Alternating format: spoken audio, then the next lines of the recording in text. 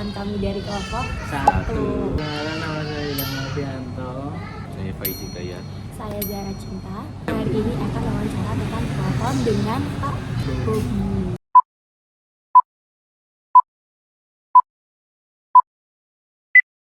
Jadi mungkin pertama kita perkenalan dulu ya Pak. Jadi perkenalkan, nama saya Zara Cinta, biasa dipanggil Cinta. Saya hari ini bersama dua teman saya, ada Nama saya Ilham Mardianto. Biasa dipanggil Alvin. Saya Faiz Hidayat, biasa dipanggil Pak Nisa. Oke. Nah, kami dari Prodi Bisnis Perjalanan Wisata angkatan 2024.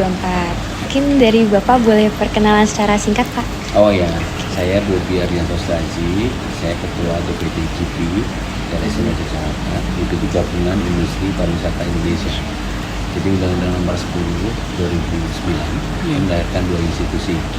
Satu, Gabungan Industri Pariwisata Indonesia atau GPI, yang baik itu di tingkat nasional ataupun di provinsi. Kemudian yang satu lagi Badan Promosi Pariwisata Indonesia, atau kalau di daerah namanya Badan Promosi Pariwisata Daerah. Nah, kebetulan saya Ketua DPD GP di DIY dan saya Wakil Ketua Badan Promosi Pariwisata di DIY, yang ketuanya itu si Bendoro. Kemudian kalau itu dari sisi organisasi. Kalau dari sisi bisnis saya CEO dari Jawa Vilas Boutique Hotel. Saya CEO juga dari Joglo Mandapa Boutique Hotel, kalau ada pernah di Mandapa. Saya juga CEO dari Merapi Personal juga, itu yang sisi travel agent yang handle untuk hotel. Kemudian saya juga CEO dari Arimbi Corporation. Itu latar belakang bisnis saya. Jadi saya pikir kurang lebih itu sih. Iya. Kalau latar belakang pendidikan saya nggak ada hubungannya dengan pariwisata sebenarnya, karena saya dari ekonomi UPN. Iya. Nggak tahu nyasar di pariwisata gimana sih. Siap. Oke, jadi kita bakal nanya beberapa pertanyaan ya Pak. Nah, jadi apa sih Pak peran pemerintah dalam penerapan di Pentahelix Keraton Yogyakarta? Ya, sebenarnya aspek pemerintah ini, karena pemerintah ini kan regulator yang tentunya bicara relationnya dengan keraton tentunya akan menjadi supporting pada saat kita bicara, karena keraton itu adalah bagian dari heritage, bagian dari culture dan heritage. Tentunya bagaimana pelestarian itu perlu regulasi yang melindungi. Maka dari itu itulah bagian dari pemerintah, baik itu pemerintah daerah ataupun pemerintah kota. Kalau kita bicara keraton karena posisinya ada di kota, tentunya ini yang menjadi satu sinergi untuk bagaimana saling bisa mendekat dan melindungi. Contohnya misalnya kayak ini yang baru hangat-hangatnya ini masalah sumbu filosofi. Ya, sumbu filosofi. Karena sumbu filosofi sudah diakui oleh warisan budaya dunia. Tentunya ini kan harus dibarengi dengan beberapa regulasi penguatnya. Karena kalau tidak itu bisa dicabut lagi pada saat memang bagaimana implementasi baik itu pemerintah daerah, pemerintah kota, keraton sendiri dan masyarakatnya tidak inline dalam pengembangan sumbu filosofi sebagai bagian dari warisan dunia. Nah, ini yang menjadi pekerjaan rumah bersama. Regulasi yang menaungi ini, karena ini kan biasalah birokrasi ini kan kadang-kadang tumpang tindih pada saat ada lokus yang di tempat yang sama. Artinya bagaimana tupoksi provinsi sebagai pengampu sumbu filosofi dan kota yang memiliki wilayah di itu, karena sumbu filosofi itu ada di Tugu sampai Panggung Rapiak, ya kan? Tentunya ini wilayahnya kota, dan sebenarnya satu lagi wilayahnya Bantul, karena Panggung Rapiak itu wilayahnya Bantul. Tentunya bagaimana provinsi bisa mensinergikan dua pemerintah kabupaten dan satu kota tadi untuk bersinergi menopang regulasi bersama. Kemudian bagaimana kerjasama antara pemerintah daerah dan Keraton Yogyakarta dalam mengembangkan destinasi wisata keraton? Ya, kalau pemerintah daerah tentunya pemerintah DIY tidak support langsung gitu ya, tetapi lebih tadi yang saya sampaikan bagaimana pemerintah daerah memiliki satu rencana induk pengembangan pariwisata daerah atau Riparda, yang ini menjadi guidance ataupun dasar pengembangan pariwisata di seluruh DIY. Nah, dari Triparda ini kan ada turunannya berapa destinasi super prioritas yang akan dikembangkan, termasuk namanya kalau wilayahnya yang terkait dengan kota tadi itu Bumaton, Tugu, Malioboro, Kraton. Bumaton ini yang related dengan sumber filosofi tadi, pemerintah DIY dan memberikan perhatian fokus ke pemerintah kota yang mengampu langsung untuk memberikan konsentrasi itu pengembangan pariwisata yang berkelanjutan di lokus itu. Seperti kalau Sleman itu ada di lereng Merapi dan Prambanan dan Sukaboto. Bantul itu ada di Manding, Kasongan dan Pantai Selatan. Kemudian Kulon Progo itu di Pegunungan Menoreh. Kemudian Gunung Kidul itu ada di geosite-nya Gunung Api Purba itu dan geosite. Itu beberapa poin fokus yang diatur di dalam Triparda kita, rencana induk pengembangan pariwisata daerah yang seharusnya 2025 ini gitu ya, itu menjadi finishnya Triparda yang 20 tahun yang lalu. Yang tujuannya sebenarnya goalsnya menjadi Jogja adalah destinasi terkemuka di Asia Tenggara. Itu goals. Yang ini nanti ini sedang kajian akademik yang keempat untuk Triparda selanjutnya 2025 sampai di 2045. Nah, ini rencana induk pengembangan pariwisata daerah ini yang merupakan regulasi yang mengatur semuanya. Dari poin itu tentunya menelurkan beberapa rencana strategis di situ antara pemerintah provinsi, kemudian juga dengan pemerintah kota yang terkait langsung dengan keraton, termasuk beberapa hal bagaimana pemberdayaan pelestarian tentang abdi dalam. Makanya kan Pemda DIY dengan dana IS-nya juga memberikan supporting ke keraton. Kalau kita lihat bersama bagaimana restrukturisasi lagi bangunan keraton di Benteng sekarang, rumah-rumah yang nempel bangunan di Benteng Keraton kan mulai dihilangkan di situ dan ditata ulang lagi, karena nanti restrukturisasinya akan mengembalikan lagi bangunan keraton secara utuh dan fungsinya. Itu nanti harapannya itu, dan itu supporting dari dana keistimewaan ini Pemda DIY. Di pemerintah kota sendiri juga melakukan pembinaan. Teman-teman di Jeron Beteng itu ada 3 kampung wisata gitu kan, baik itu di Panambang, Kadipaten dan Patengan. Itu juga banyak dilakukan pendampingan terhadap 3 kampung wisata ini sebagai 3 kampung penyangganya keraton. Nah, ini tentunya Dinas Pariwisata Kota punya support di sana untuk melakukan pembinaan di sebagai bersama. Kemudian juga beberapa event yang dilakukan untuk lebih mengangkat bagaimana keraton dan lingkungan sekitarnya menjadi satu kawasan yang kawasan heritage dan karakter yang cukup kuat dan tentunya terintegrasi biar tidak jalan sendiri. Dan kemarin juga kami diskusi juga dengan DIY sama Dinas Desa Kota untuk mengintegrasikan antara apa yang ada di keraton dan sekitarnya dengan nanti Prawirotama dan Kota Gede ini menjadi satu pengembangan bersama. Kurang lebih ini seperti itu. Oke. Kemudian Pak, apakah ada kebijakan pemerintah yang mendukung pengelolaan keraton Yogyakarta dengan pendekatan yang diterapkan Pentahelix? Ya, karena sebenarnya begini, Pentahelix ini kan satu komunitas yang ini kita sedang menunggu SK dari Pak Gubernur. Ya. Komunitas Pentahelix ini sebenarnya sudah melakukan pertemuan setiap bulan, baik itu dari unsur pemerintah, industri, komunitas, kemudian juga akademisi dan media. 5 unsur ini yang setiap bulan selalu kita inisiasikan untuk selalu bertemu dan membicarakan beberapa permasalahan pariwisata sebagai output nanti rekomendasi buat baik Pemda DIY atau Dinas Pariwisata DIY atau KPM. Harapannya ini yang dinamika ini yang ditangkap oleh Pemda DIY untuk bisa dilegalkan. Artinya bagaimana komunitas Pentahelix ini ya kalau bisa di-SK-kan sehingga biar mereka ada satu official dasar bahwa mereka berkomuniti di Pentahelix ini, ada dasar regulasinya yang mengatur. Sehingga nanti harapannya dari Pentahelix ini juga akan bisa memberikan input baik itu beberapa rekomendasi ataupun resource ini juga bisa menjadi satu resource supporting buat program dari baik itu Pemda DIY, baik itu nanti keraton sendiri ataupun di pemerintah kota. Harapannya sih seperti itu. Dan bagaimana sih Pak pemerintah memastikan keberlanjutan dan pengembangan Keraton Yogyakarta sebagai destinasi wisata budaya? Ya, ini juga keraton sedang menyiapkan beberapa perubahan dan ini didiskusikan juga dengan pemerintah DIY dan kota serta kami industri. Keraton itu punya target di 2027, keraton sudah tidak lagi menerima kunjungan mass tourism seperti sekarang.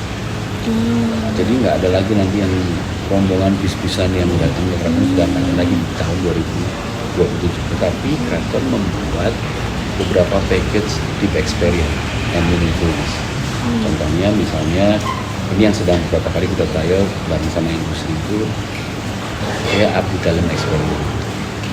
Ini paketnya 6 jam, bagaimana si orang belajar merasakan jadi abdi dalam seperti apa, dari mulai starting dia berpakaian abdi dalam, kemudian bagaimana tata caranya, kemudian pekerjaannya seperti apa yang dilakukan, itu bagian dari itu. Kemudian ada Royal Botanical Garden, bagaimana belajar tentang tumbuh-tumbuhan yang ada di keraton beserta filosofinya, karena semua tumbuhan di keraton itu sangat tinggi filosofinya dan semuanya adalah kegunaannya.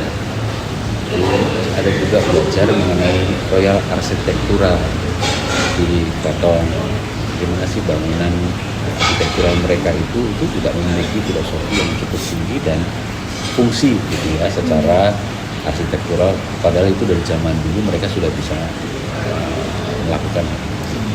Ada juga paket Sengkalan The Japanese Chronological Site, itu jadi penanggalan Jawa itu kan pakai sengkalan. Tahu sengkalan? Kurang tahu sih Pak. Setiap gambar yang ada di keraton, baik itu angka, baik itu tanda, itu namanya sengkalan. Itu bisa dibaca sebenarnya. Nah itu ada artinya. Itu penanggalan berdasarkan itu. Jadi nggak beda, misalnya gini, namanya Mas misalnya Ilham Alfianto, nama dan tanggal lahir itu nanti akan keluar sengkalannya tuh. Oh sengkalannya begini, dari sengkalan itu bisa dibaca, oh sifat Mas itu begini. Oh lebih baik itu kalau bekerja di pekerjaan apa, yang dihindari itu begini. Itu sengkalan itu bisa membacanya. Nah itu experience itu juga menjadi bagian dari paket. Yang ini sudah ditrial dengan Aman Jiwo, Aman Jiwo. Ya, dengan Aman Jiwo sebagai bagian dari deep experience. Nah nanti di keraton sendiri akan dibagi-bagi dengan seperti itu, sehingga jumlahnya tidak akan lagi menjadi besar, tetapi lebih ke quality tourism karena semua temanya adalah deep experience and meaningfulness. Nah untuk solusi yang selama ini mesnya akan kemana kan itu kan, keraton akan membuka dan mengaktifkan kembali beberapa site keraton yang selama ini close, seperti misalnya Pesanggerahan Ambar Ketawang, kemudian semua Masjid Patok Negoro, beberapa site keraton yang selama ini close itu juga akan dibuka lagi sebagai pemecah dari crowd itu. Sehingga harapannya ke depan kunjungan ke keraton itu lebih ke satu, basicnya adalah experience, dua juga lebih tematik. Kalau orang datang ke Pesanggerahan di Ambar Ketawang misalnya, ya orang yang memang tujuannya akan mengetahui apa sih yang sebenarnya ada di sana, kemudian dulu story-nya seperti apa, karena ini kan pesanggeran yang dibangun sebelum ada keraton. Sehingga nanti harapannya bahwa petilan-petilan cerita ini akan bisa menggabungkan story bagaimana keraton sebelum ada, setelah keraton ada, dan sekarang. Karena ini akan related dengan 3 fase kehidupan Jogja. 3 fase kehidupan Jogja ini kan, satu, bagaimana dulu dari Kertopleret sampai ke Kota Gede sebagai bagian dari Mataram Islam. kan dulu Jogja dan Solo masih jadi satu nih. Pada saat kita bicara Kertopleret sampai ke Kota Gede. Kemudian yang kehidupan yang kedua adalah Keraton Jogja ini sebagai bagian fase kehidupan selanjutnya. Yang ketiga adalah Kota Baru sebagai perubahan fase kehidupan pada saat kolonialisme masuk. Ini Jogja mengalami 3 fase perubahan kehidupan. Nah ini yang nanti akan direlatedkan dengan semua fasilitas gampang yang ada. Sehingga harapannya ke Jogja itu sekarang tidak hanya orang datang yang nggak punya tujuan, tapi orang datang ke Jogja memang butuh experience sesuai dengan tema yang ada. Sehingga ke depan kalau orang datang alasannya jelas, ya kita bisa ukur sejauh mana sih spending, sejauh mana sih length of stay-nya. Sekarang yang terjadi, kenapa banyak market yang ada di Jogja yang datang itu market-market yang nggak jelas, kayaknya ribut rame, bis-bis banyak, tapi mereka nggak nginep loh di Jogja, mereka nginepnya di bis loh. Mereka makan di restoran nggak murah, mereka juga bawa nasi porsi. Terus Jogja dapatnya apa? Sampahnya. Dan paling populernya ada di bus parkir. Karena mereka juga ke destinasi mana yang diambil Malioboro memang ada retribusinya nggak ada. Emang mereka di Malioboro belanja? Enggak juga. Makanya kalau Bank Indonesia sampai mengeluarkan data bahwa pariwisata itu kunjungannya tinggi, tapi impact ekonominya kecil. Karena apa? Yang datang marketnya seperti ini. Tetapi apakah yang salah pengunjungnya? Bukan. Yang salah adalah produk kita. Karena produk kita produk yang dinikmati oleh model market yang seperti itu.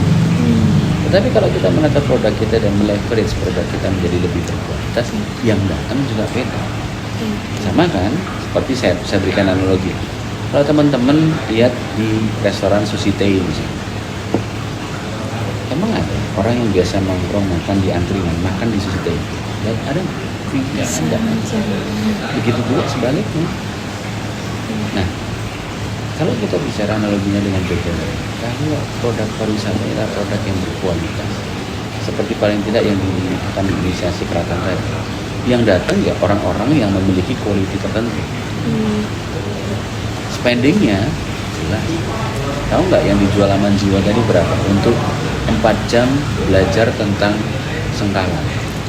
Berapa yang Aman Jiwa jual? Per person 3.500.000.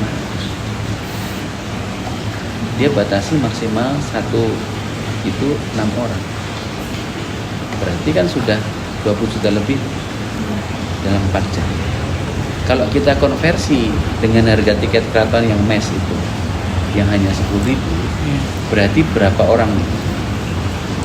Sekarang dibagi 20 juta dibagi 10, berapa orang?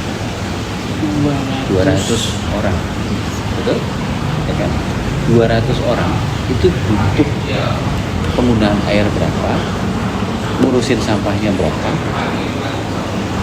space parkirnya berapa, effort yang diberikan seberapa.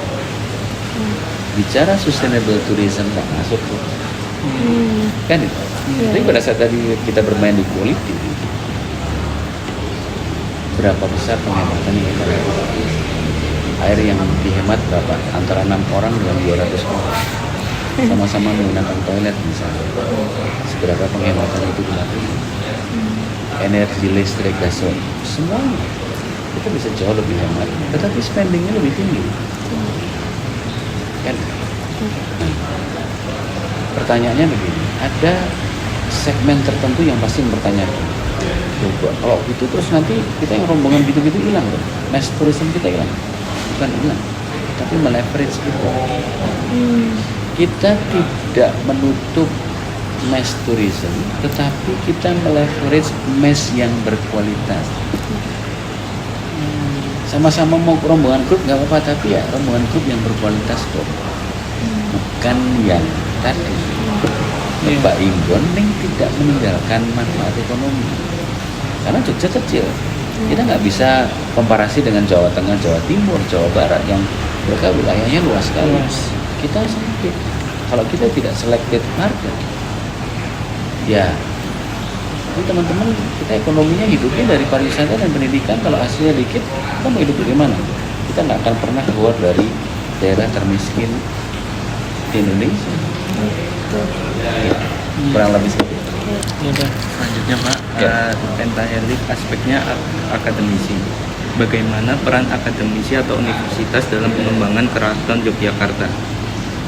Ya, sejauh ini memang belum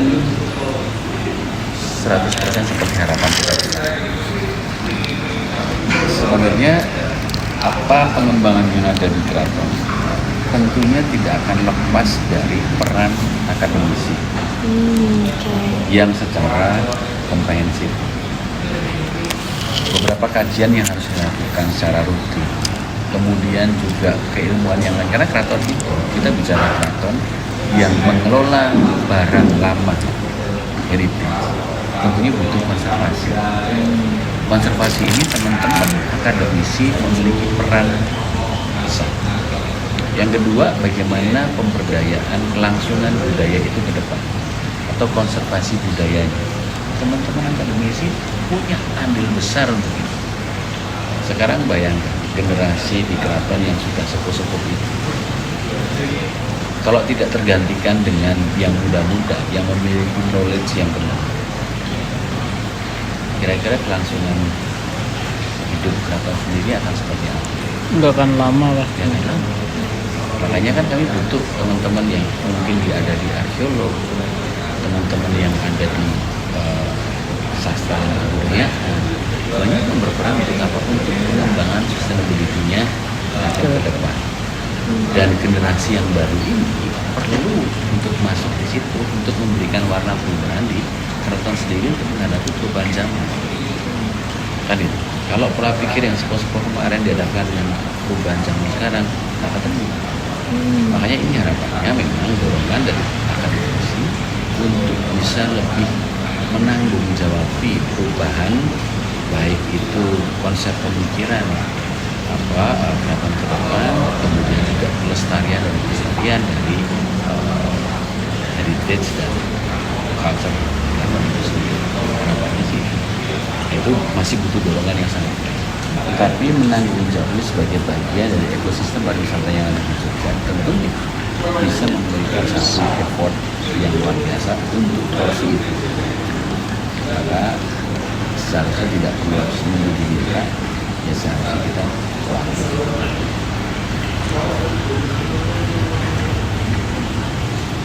Terus selanjutnya Pak, bagaimana hasil riset akademik berkontribusi dalam pengelolaan destinasi di keraton? Yaitu, jadi masih saya bilang masih sisi parsial, belum benar-benar bagaimana sih support yang terintegrasi. Sehingga sebenarnya kan begini, makanya ekosistem Pentahelix ini kan tidak bisa dipisah-pisah sebenarnya. Tapi pada saat melakukan sesuatu, ya mesti terintegrasi bersama gitu. Sehingga mindsetnya nanti akan satu. Bukan ini versinya akademisi, ini versinya industri, ini versinya media begini, versinya komunitas beda lagi. Ini nggak boleh harusnya. Tapi bagaimana pada saat bersinergi melakukan pendampingan apapun untuk pengembangan, tentunya komunitas ini bisa terintegrasi untuk bisa melakukan bersama kolaborasi. Oke Pak, kita beralih ke bisnis sekarang. Apa peran sektor bisnis dalam mendukung pengembangan wisata di Keraton Yogyakarta itu sendiri? Ya, kalau kita bicara peran bisnis bahwa keraton itu kan tidak bisa menjadi single destination. Iya. Borobudur segede gitu aja nggak bisa, kan intinya apalagi keraton. Nah tentunya keraton adalah bagian dari ekosistem pada saat kita bicara patternnya pariwisata di Jogja atau pola perjalanan yang ada di Jogja. Maka dari itu itulah tentunya bagaimana sih menguatkan travel pattern yang di Jogja, yang terintegrasi sehingga mampu menghidupkan kegiatan pariwisata yang ada di keraton. Yang kedua, keraton tentunya harus bisa mengadaptasi dengan inovasi perubahan-perubahan yang harus dilakukan dengan perkembangan pariwisata yang ada seperti sekarang. Makanya kalau lihat beberapa renovasi yang terjadi seperti museum kereta sekarang, apakah Banjar Lembah Norogo itu sekarang kan combine dengan digitalisasi. Bagaimana sih di situ konsep digitalnya juga ada, kemudian konservasi juga ada di situ, kemudian juga penataan lampu berdasarkan konsep sekarang dilakukan oleh keraton. Bagaimana di dalam keraton di museum lukisan Raden Saleh itu pun juga menggunakan teknologi, karena bagaimana menekan kerusakan benda-benda seperti lukisan tadi dari pelakukan itu sudah harus disadari keraton sendiri dan sekarang dilakukan. Makanya kenapa di museum lukisan itu ada pencahayaan dan suhu yang diatur di derajat tertentu untuk menjaga itu. Tentunya ini kos. Makanya kenapa harga tiket masuk ke museum lukisan itu ya cukup mahal. Kalau masalah 100.000. Itu karena kos itu tinggi. Tetapi itu hal yang harus dilakukan oleh keraton untuk menjaga. Tetapi keraton pun juga menyesuaikan dengan teknologi yang ada sekarang. Di dalam keraton sendiri sekarang ada ruang konservasi. Kemarin saya jadi tahu persis itu karena saya mencoba kasih lihat ada alat yang untuk melihat, misalnya ini kain batik lama. Begitu dilihat dengan alat itu, kita tahu kok kelapukannya sejauh mana. Itu ternyata yang harus dikonservasi agar itu terhancur. Banyak benda-benda seperti itu di keraton yang itu costly. Tetapi pada saat kita menggunakan bagian dari teknologi sebenarnya juga kita bisa mengikuti. Maka dari itu antara apa yang pemberdayaan dilakukan dan aktivitas yang dilakukan, keraton harus bisa berinovasi untuk berusaha bersama Indonesia. Terus bagaimana Keraton Yogyakarta menarik investor untuk berpartisipasi dalam pengembangan wisata budaya ini? Kalau investor, saya pikir keraton tidak dalam koridor membuka investor. Karena keraton ini kan kepemilikan pribadi sebenarnya, sehingga tidak membuka ranah investor untuk masuk, itu kan tidak ada. Tetapi CSR itu boleh. Tetapi kalau investasi di keraton kan tidak ada. Karena keraton bukan lembaga bisnis. Sehingga sampai hari ini saya lihat tidak ada keraton membuka investasi. Tetapi lebih kalau misalnya kontribusi untuk CSR itu bisa dilakukan. Seperti PLN, ini ada CSR untuk pengelolaan sampahnya di keraton, itu related dengan kurang lebih. Ada ini nggak sih Pak program kerja selain PLN itu, program CSR selain yang PLN itu? Saya pikir ada beberapa ya, cuma memang saya belum tahu sejauh mana detailnya, tapi beberapa ini juga sedang dijajaki dengan ekosistem. Kemudian juga ada beberapa perusahaan BUMN yang juga memberikan supporting. Sebenarnya ada beberapa sih yang melakukan kerjasama. Itu bagian dari bagaimana keraton membina, membangun komunikasi dengan komunitas. Belum lagi dengan komunitas-komunitas yang lain. Karena keraton sendiri juga sangat concern untuk menstandarkan museum yang ada di Jogja. Maka dari itu Gusti Kumboro menjadi salah satu pengurus untuk di komunitas museum.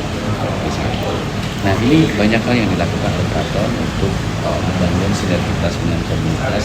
Harapannya itu untuk menjadi satu supporting dengan perkembangan keraton. Selanjutnya Pak, apakah ada program pemberdayaan masyarakat yang dilakukan oleh keraton untuk meningkatkan kualitas wisata? Tadi yang saya sampaikan kayak Abdi Dalam Experience tadi, program itu kan program paket yang dibuat oleh keraton, Deep Experience, melibatkan 3 kampung wisata. Jadi tidak hanya di internal keraton, karena startingnya dari dalam dokumen untuk bagaimana untuk masalah pakaian tradisional dipakai dalam itu yang menyiapkan kampung wisata Patean Kadipaten kayak gitu ya.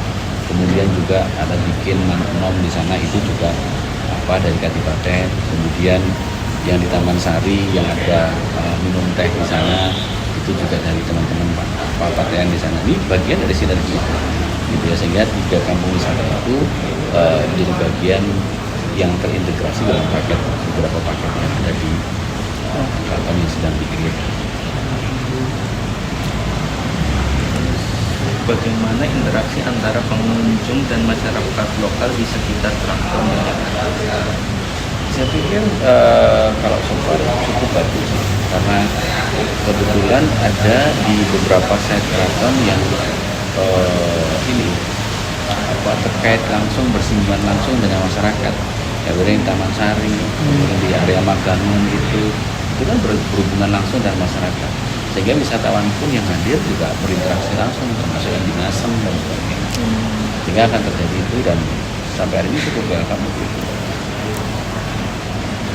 Kemudian Pak, bagaimana sih Pak Keraton Yogyakarta menggunakan platform digital untuk memperkenalkan sejarah dan budaya keraton kepada publik atau wisatawan lebih luas? Ya, sekarang ada satu divisi lagi, saya lupa namanya, yang itu di bawah Gusti Haini. Itu adalah yang mengelola segala aktivitas digitalisasi dan IT-nya keraton. Jadi keraton itu sudah melakukan beberapa backup digitalisasi, termasuk koleksi-koleksi museum, kemudian literasi-literasi yang ada di manuskrip segala macam itu sudah dilakukan dengan kombinasi dengan digital.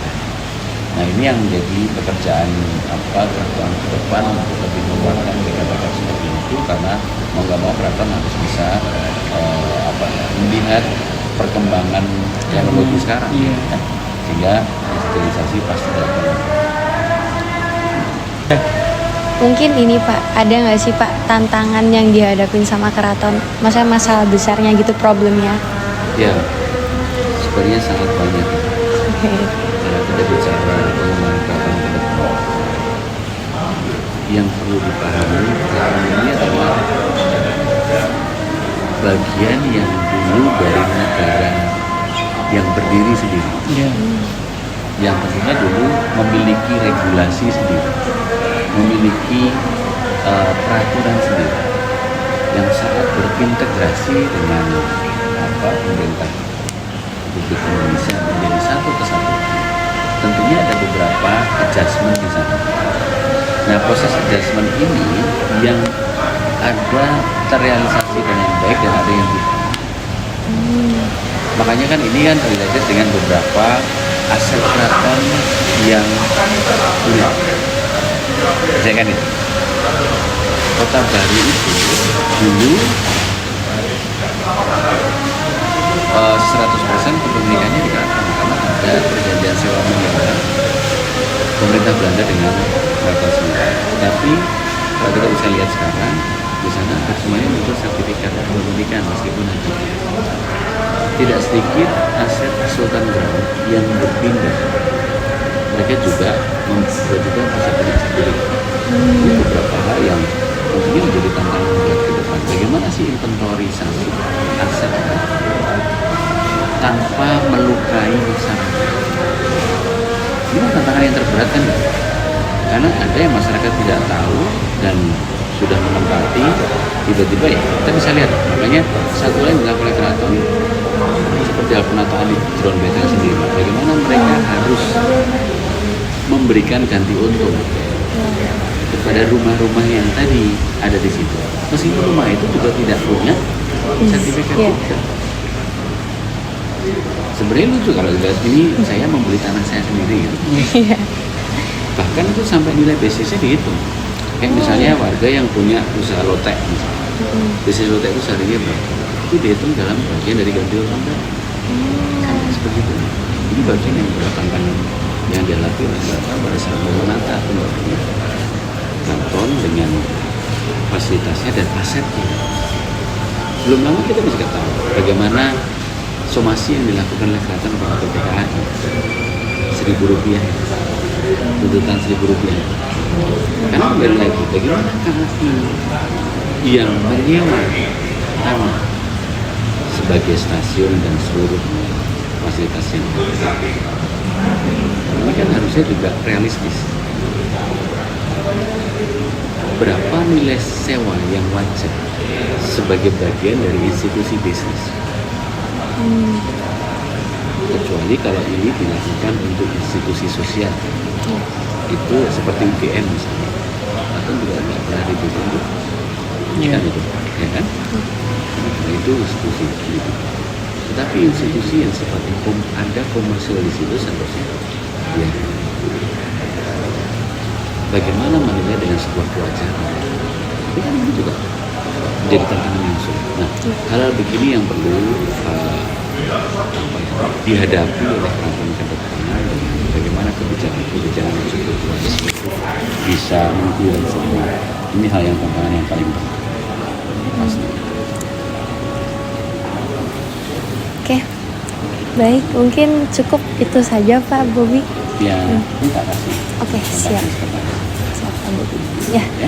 kita makasih banyak ya Pak Bobi udah ngeluangin waktunya di tengah-tengah kesibukan Bapak. Ya, yang penting tetap sehat, tetap semangat gitu ya. Siap. Buat pariwisata Jogja. Ya. Siap. Oke, ya mungkin kami langsung pamit saja Pak. Ya. Ya, dan sorry to say kemarin janjiannya lebih Gak apa-apa Pak Bobi, aman. dan juga terlambat, maaf banget gitu ya. Siap, aman. Ya, makasih banyak. Makasih banyak juga Oke, Pak Bobi. ya semangat ya. Ya, salam buat ibu ya. Siap.